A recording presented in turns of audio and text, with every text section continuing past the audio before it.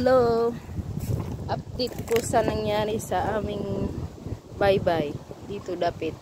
Tingnan nyo yung dagat. Hanggang dyan nakarating kanina yung ano. So grabe, sobrang takot ko. Daming tambak na basura. Ayan. Nanguha ako ng panggatong. Hanggang dyan. Ang dami. Busy ako ngayon. Nakuha kami ng panggatong. Saka maglinis. Nagsampay ako ng mga gamit. Damit pala. Tingnan mo. Lumiit na yung dagat. Kanina, mga 6 PM. Ang laki.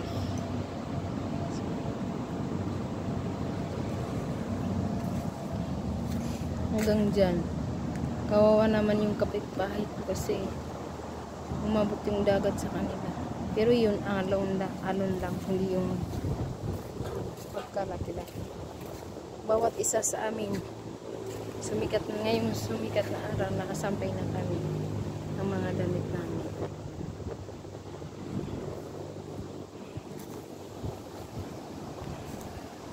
Pero iwan ko mamaya pag lumaki na naman yung araw. Ay nako, grabe talaga ang epekto ng bagyo. Buti na lang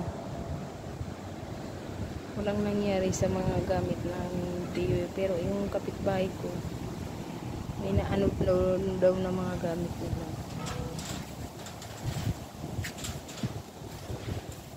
Pero mas importante, kahit anong mangyari, basta walang nangyari sa pamilya mo, okay lang. Diyan, maraming nanguha ng mga panggatong na kami. Maraming kahoy. Pati ako, nanguha din ako. Ayan yung baby boy ko. Lagi na kasunod sa akin.